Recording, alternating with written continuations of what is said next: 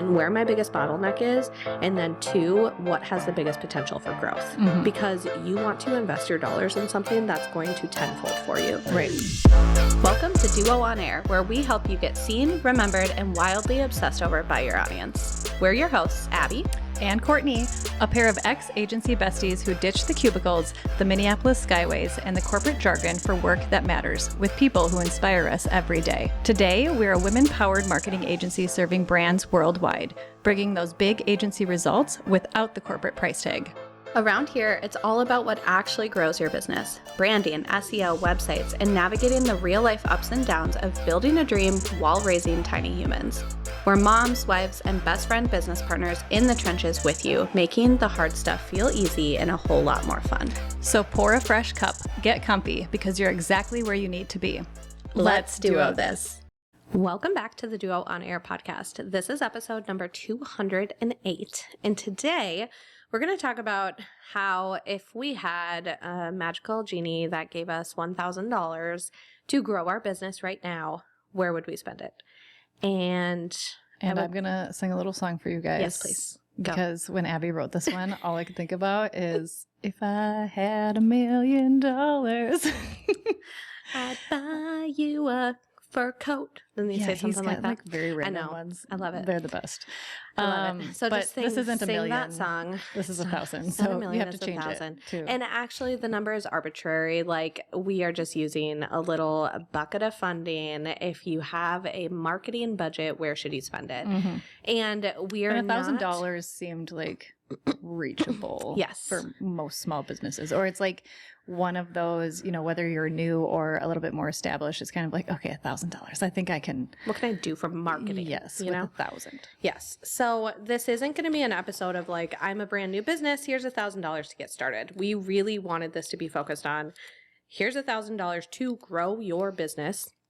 And here's how we would spend it. So if you're someone who's maybe 3, 4, 5 years in, you're stable, you're making money, maybe you're not thinking about like quote unquote marketing budget, and you're just wondering like, okay, if I do have some money to spend in 2026, whether it's now or later, where should I invest my dollars back into my business to actually see the growth from whatever goals I set at the beginning of the year, if I set them? Where am I going to see the biggest impact? And where can I kind of allocate this money? So I'm surprised you missed an opportunity. I'm so I sorry. did. What did You're I like, miss? if you're a business who is 3, 4, 5 years in, and here I'm sitting, and I'm like, you should have put, if you're a business that was 6, 7 years in, man, come on. I hope there's You teenagers have 2 in little the car boys listening. at home. I know, because I just can't. I'm done with it. It's over. It's over. Okay. Ugh, it's gone. Back to the program. But I can't wait to be that cringy mom that just learns all the slang when they're teenagers, and I can just. I mean, it's already, I have a 2-year-old, almost 3-year-olds, and she's already saying 6, 7. I know. They're It's not even teenagers, man. little It's sponges. 3-nagers. little sponges. So before we talk through what to do with your money, we are going to talk about what not to do. Because which list is better? I know, right? Because I think sometimes we think like, okay, I have some money. Well, you know, we always want more money as small business owners and entrepreneurs, right? So we're always like, if I have more money, I'm going to take that and I'm going to put it in my pocket. But at the end of the day, it's like, if you have a marketing budget, I think sometimes we have these really generic ideas of how to spend it to grow our business rather than thinking strategically about where to spend Or it. you just hear everybody shouting like ads, paid ads, Spend Meta, it with me. or like do this or do that. And it can be so easy to fall into those traps because it's what you hear all the time. Yeah. And it's hard to push the noise aside and actually like think through other strategic ways to use your dollars. Yeah. So one, on that note, just dumping it into Meta ads because you haven't tried paid ads yet. Oh, that's probably the worst. Please, yeah, like especially when it comes to I'm gonna boost this post. Oh yeah, why is that even an It's option? painful. Yes, That's it's so painful. bad. And I think a lot of businesses are like, I'm going to try it myself without like leveraging a paid specialist. And that's where you lose the strategy. And Meta does not make it easy. They do not make it easy to use that platform. Not at all. Also, I think things like Boost, I feel like it seems like it's just got to be like an adrenaline hit kind of. Like if you hit that, and like you It's go like the through casino. it. You know, kind of. Yeah. Because you're just True. like, oh, all I have to do is boost this post and I'm going to make thousands of dollars, or I'm Yeah. going to get 10 clients ASAP. Like it's just It's how they not- probably make the majority of their money. It's not to how be it honest. works. Yeah. So you need a strategy behind that, and you need to know why you're doing it. Another one being hiring a contractor without a strategy. And a lot of times I feel like we fall into this trap because we're so busy. We just need help. Mm-hmm. And so we just hire someone. We're like, I need a VA. I need someone. I need anyone to just help me.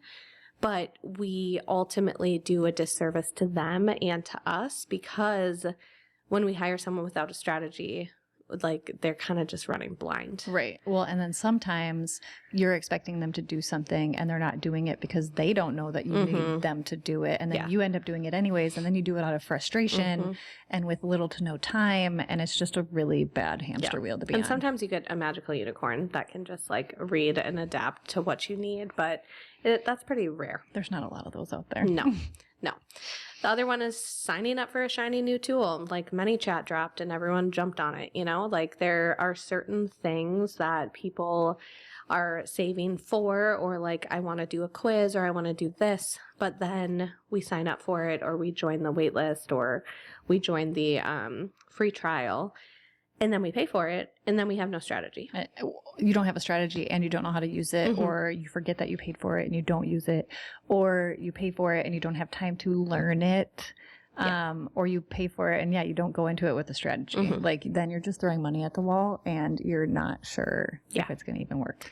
Yeah. And then finally, buying a trendy coaching program or a mastermind or a course. We've all been there. Because everyone else is doing it. We've literally all been there. Yeah. I'm pretty sure when we first started, we bought a course or a training or something, and I don't think we logged into it in forever. And then it was like a couple years later that we were like, oh my gosh, we have this. And I still don't think we actually logged into it and did much with it. Yeah.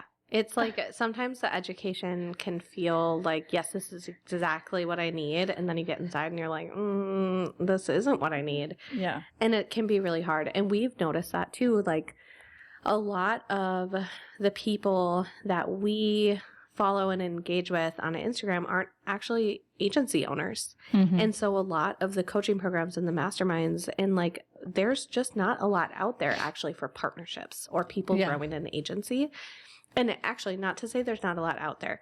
We are just not in the right algorithm for it at the moment. And so we have to change our algorithm. yeah, for sure, and so there's been so many things like, of like Jasmine Starr's mastermind. That looks freaking amazing. But is that right for us? right. Probably not.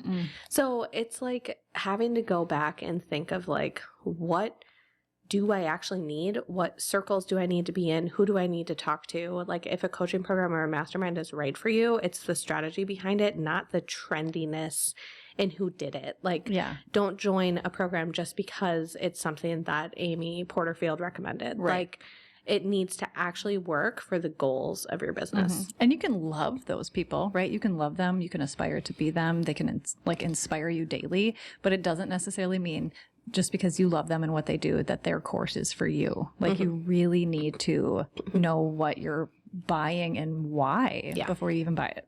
Yeah. So here is where we would have you spend your money. And your money should be going towards whatever your biggest bottleneck is.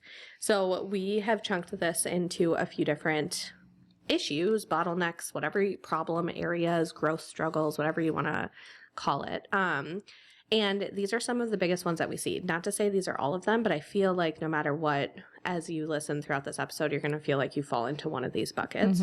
Or you might fall into multiple, which is okay. It's about determining, one, where my biggest bottleneck is, and then two, what has the biggest potential for growth. Because you want to invest your dollars in something that's going to tenfold for you. Right. So it's thinking strategically about that.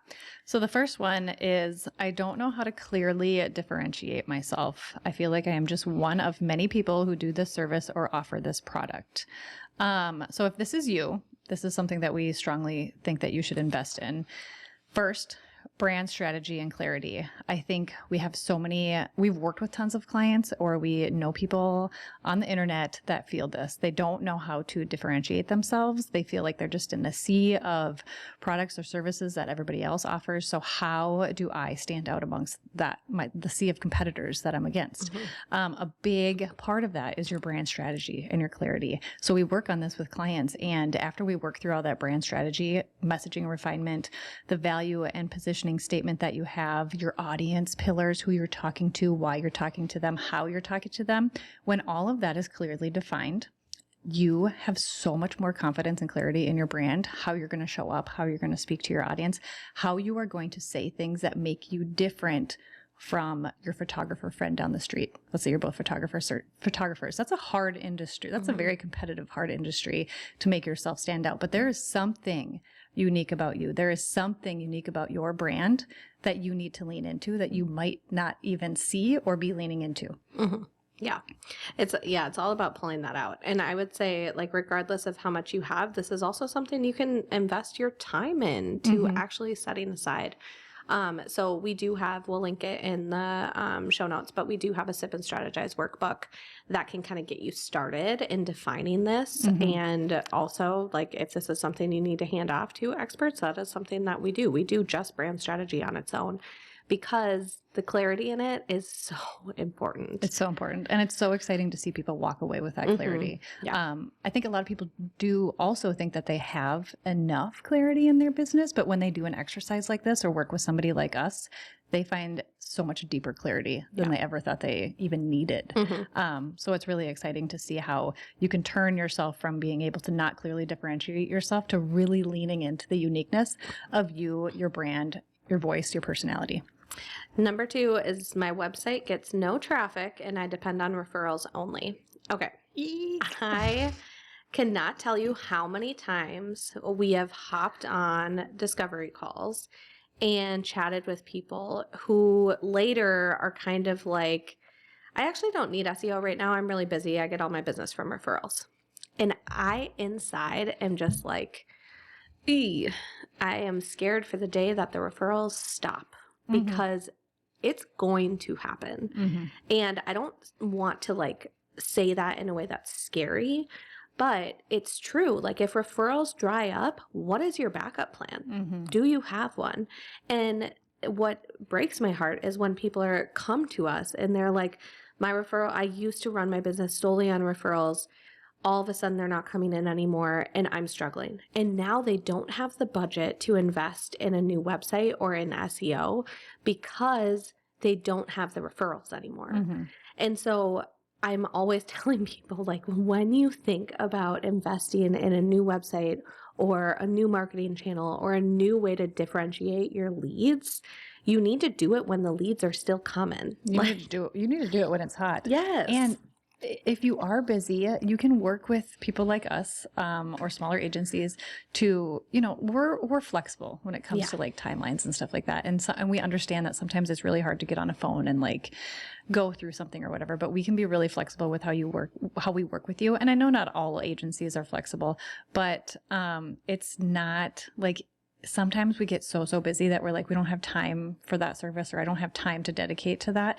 But like Abby said, that's probably the time that you should, because when it dries up, when you have the time, that's the scary part, because you're not bringing in leads. You're not bringing in business. And now you don't have the budget to think strategically. Because you don't have the dollars coming in. So if your bottleneck right now is like, I don't have the time, I'm growing too fast, like, now's the time to invest in making sure that it is sustainable growth. Yes. So taking a look at where your leads are coming from and making sure that you can differentiate, because I mean, I would say the same thing. If you only depend on SEO for your website, you should also have a different avenue. Like, you should not put all your eggs in one basket, regardless of whatever marketing channel it is. You need to be able to differentiate your leads. Number 3 for the bottlenecks, I only have a logo for my brand. I feel like Abby just talked about 2 and it just makes her cringe. And now I'm talking about 3 and it makes me cringe. I mean, they all make us cringe a little bit. But if this is you, we suggest that you invest in a full visual refinement, a rebrand. Your brand is so much more than that logo. We've talked about this so much.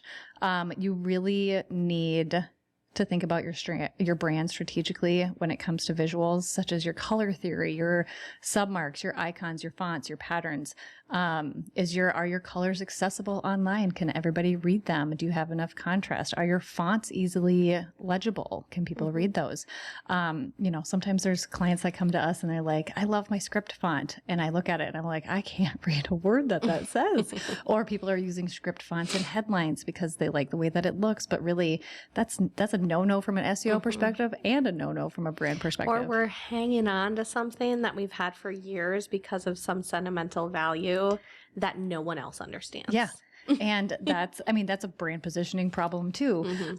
So knowing that your brand is so much more than a logo. I get that some people need to start somewhere and sometimes it's hard to add on to that, but being able to expand your brand, being able to be open to adding to your brand, evolving your brand with the times. Your brand is how people remember you, right? They land on your website and they remember instantly, like, oh my gosh, I went to Do a Collective's website and it's so fun, it's so bright, it's so poppy. It makes me want to keep exploring their website. And that's what a strong brand does. It keeps showing up time and time. It gets people excited. People remember us. That's the point. You want them to remember you. So making sure that you really have that strong brand, even from a visual perspective. We're always going to push brand strategy, but if for some reason you don't have the funds or you're not quite there for brand strategy, having a strong visual brand is super important too. And maybe even like test it out, like send like a couple people that you work with or maybe like friends, but maybe not friends because they might not even look at your brand Definitely or be your not ideal. your mom. Yeah, right. But I would say like maybe ask them and just say, hey, like without looking at my website or my Instagram right now, what does my brand look like to you? And see if they remember it. Now I want to do that. I know. I want to see what people say. I do kind of want to ask my mom too. Yeah, you should ask your mom. But it's like that memorability of your brand. Like, what do people remember about it? Like, visuals are still so important. Like, yes, we talk about strategy, but like, if you think about the big brands of the world, like you can spew out the colors that they are, the brand marks, the symbols, like sometimes the tunes that they have. Yes. Some brands have tunes, little jingles. Like if you hear that jingle, you know that brand. Yeah. And I'm sorry, but your logo likely is not the most memorable part of your brand. Exactly. So it's really important for you to have like something that's a little bit more expansive. And before we get into the next one, we really want to talk that brand photography is just as important. Your logos, your colors, your fonts, all of those things, how they work together, how cohesive they are, the consistency that you have. But brand photography, we feel like gets underutilized probably.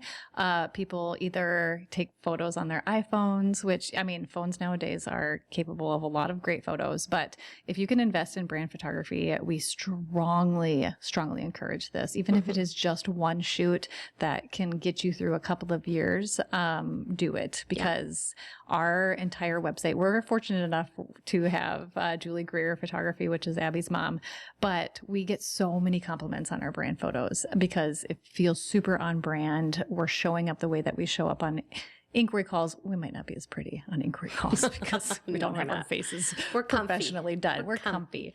But your brand photos can work so strongly for you within the digital space and they can last you years. We use photos that we had in brand shoots from like 2 years ago even. You don't need to do one every quarter, every 6 months, every year. You know, they can really last you.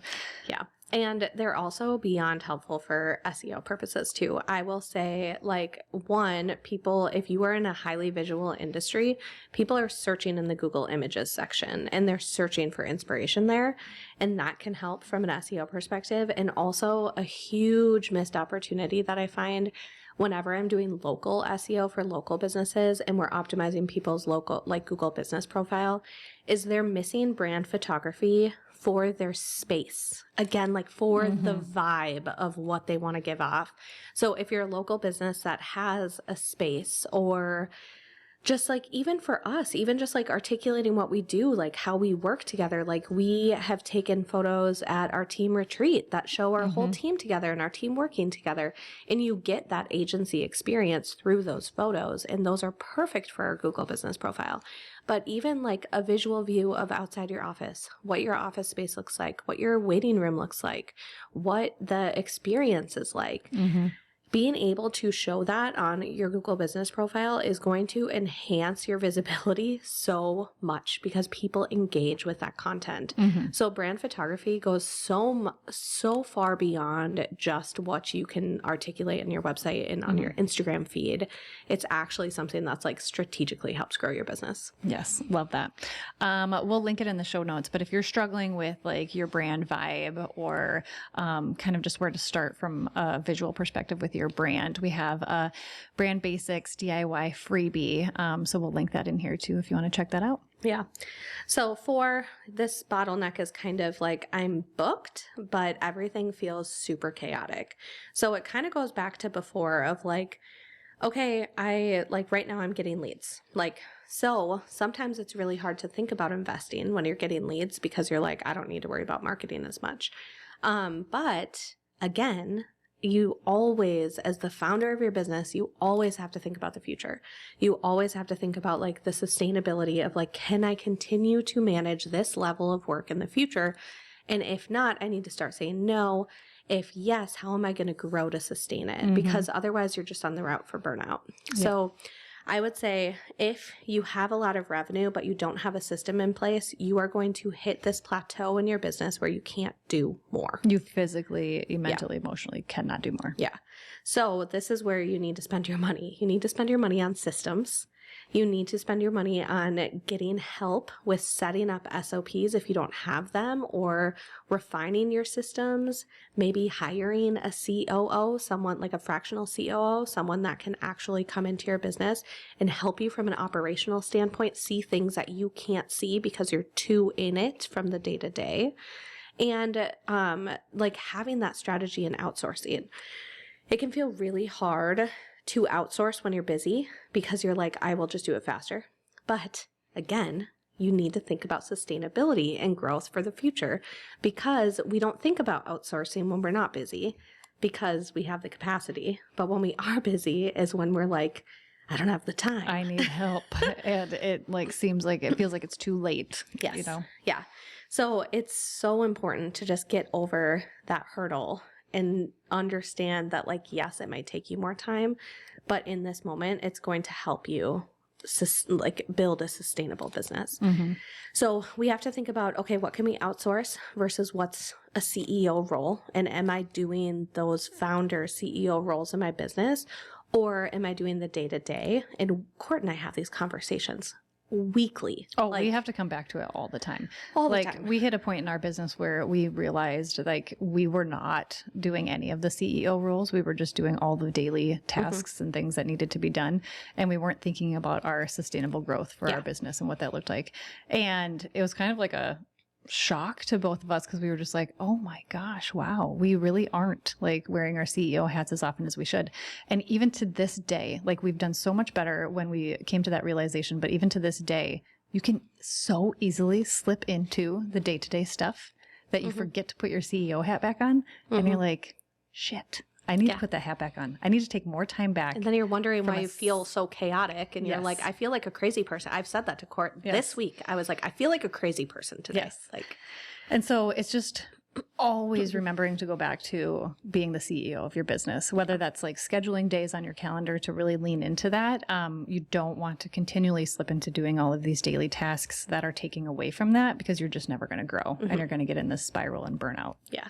Sometimes I have to like literally walk away and be like, I'm going to take a shower. And I'm just going to like, I don't know why, but showers are like a really good place just to like step away and like I had to get outside the other day and it was like 10 degrees out. Yes. So I went on a walk because I had to. I just had to get out. It was the sun was glorious that day, but it was just cold. And by the time I got home, I couldn't feel my face, but it felt good to breathe in some fresh air and like just get out of my space for a minute. Well, the temperature change is also something that they say like changes the way you think. Like I think you had like, it's like work out, get outside, get in the sunshine, like do something different and change your mental state. And then you can actually like step back and think of like, am I like, I'm just right now, you know, conquering a to-do list when I should be thinking and doing something totally different. Yes, absolutely. So it's really important if this is like kind of the bottleneck that you're sitting in right now, then focusing on the systems and processes and then outsourcing and investing in people who are going to support the long-term growth of your business. Like that's what you need to focus on right now. And for us, like when we invest in people, that meant that we invested in hiring W-2 employees. Like we no longer needed VAs, contractors. Like we hit a point where we needed to invest in the people in our business who were going to give a shit. Who were truly going to care and want to grow our business just as much as we do. And again, it's not just us anymore. Like we are a collective team and that's what we wanted to build. So again, you have to think about that too of like, how are you going to invest in the long-term growth of your business during this time? And the last bottleneck, number 5, is I am ready to expand my marketing channels, which is kind of an exciting one. So if your messaging is clear, if your website is converting, if your systems exist, then you may be ready to add on more. This can be scary. If things are kind of just clicking, right? You're just like, everything's going good. Like, why would I ruffle? Or like, why would I rock actually when I get like excited, I'm like, yes, let's add something else in. Right. But it might be terrifying for somebody, you know, like why rock the boat? Who's not a natural marketer. Yeah. Who's not, you know, so, thinking things of like email strategy, lead magnets, welcome sequences, adding those on or adding more to your emails, podcasting. A lot of people talk about, you know, if you're in the marketing space, you get started, you get the socials, you get your website, you get all the things set up, and then you're like, wow, I really want a podcast. That sounds fun. And it is fun. But it sounds like a lot. But if everything's kind of clicking and working, this is the time to tap into these things. Exploring a new social channel. I think everybody's so into Instagram and Facebook that we forget there's LinkedIn, there's Reddit. There's TikTok. TikTok's another. A lot of people are probably very invested in TikTok. I just can't. No, we're just not really TikTok galleys. Not yet, anyways. I also don't think our audience is there, but you know, someone can come on and prove us wrong. Yeah, definitely. One that we're considering right now is Reddit. Like that's a one that we want to kind of do some more research on, potentially be on. So, which is exciting because it's a new thing for us, right? And it's like a new place. It's got SEO in it too. There we go. Makes me excited. So if this is you, it's time to invest in these platforms. Just thinking outside of where you are now and adding in more and being able to tap into a market or an audience that you're not already talking to, I think is super powerful. You don't have to stay just on Instagram, just on Facebook, whatever that might be. So in terms of where to use your dollars, like this is where, so if you want to start podcasting, where do you need the help? Do you need an editor? Do you need someone to build the strategy for you because that's what you struggle with? Or do you need someone or do you just need to use the money towards the equipment? So like that's where you should be thinking right now of like, okay, I'm ready to invest in a new platform. Where do I need help? Rather than like, I'm going to do this all myself. Like, where can you invest some time to make it easier and more strategic for you? So maybe you know you can write the emails, but you don't know how to make the emails beautiful or the welcome sequence strategic or make sure the sequence converts. Or what platform to use. So that's where you can invest in a designer to help you actually like build email templates or create free resources or create the strategy behind the free resources. Help you set up workflows. Yes. Just all of those things. Yep. Or maybe you need to connect and just like use your time to connect with someone. So like for Reddit, I've been inside the 10th house community that we're a part of. We were able to connect with someone who is like a Reddit marketing specialist. And we were able to bring her inside our group coaching program for our SEO students. And then also like just learn from her herself, which was so nice. Because if we don't know much about Reddit, like you need to tap into the experts who do, who Yes. can teach you. Yeah. So it's sometimes just even the education and the learning to be like, okay, how do I do this? And then she also shared a whole bunch of tools that can also help you from a marketing standpoint within this space. And so that's kind of where your funding can go there too. So we are curious where you fall in these 5 bottlenecks that we kind of talked about and what your biggest bottleneck is right now, because, we've been in these before too. We've had to ask ourselves the questions. We've had to figure out where to invest our dollars, especially when we were new. And these are the most common 5 places that we see businesses plateau, us included. We are examples of everything that we talk about usually. We've experienced a plateau in each of these areas. 1, clarity. Even just 2 years ago, we were stuck on clarity and what our brand stood for, what we, how we wanted to sound, who we wanted to talk to. You have to kind of common every few years. You have to come back to these things. It's not going to stick for 10 years usually. Things change. The world changes. Business evolves. Marketing changes. Your business evolves. Your personal life changes, which can change your business. So really focusing in on that clarity. 2, discoverability, aka SEO. How are people going to find you? Where are they going to find you? Are people finding you? Are people finding you? What words are they using to try to find you? 3, perception. 4, operations, obviously the day-to-day, how things work, how things click, processes. And 5, expansion. How are you going to grow? What does that look like? How do you have a sustainable business? You're not just burning out. You're not just doing things day to day. You're remembering to put on your CEO hat. What does that look like? Yeah. And maybe it's maintenance. Maybe it's like you don't want to expand more, but you want to maintain, and then you really have to like put up guardrails. But these are definitely like the 5 most common places that you are going to see this business plateau, and you might not even notice it until later when you're like, I'm not growing like I used to. And so what is that issue that I'm struggling with, and where do I need to either invest my time or my dollars to make a change? This almost feels like it could be a freebie. Like, I feel like I need these 5 things to sit in front of me at all times. Yeah. Remember, what's the issue today? Clarity, discoverability, perception, operations, or expansion? Go. There we go. But for real, it is like, write that down, think about it, and be like, what's my issue right now? What am I struggling with? Because likely there's one area that is going to like lead the charge, but you might have more than one too. So determine your biggest bottleneck. If you have $1,000 or $1 million just sitting there, then like this is where you need to think about investing it.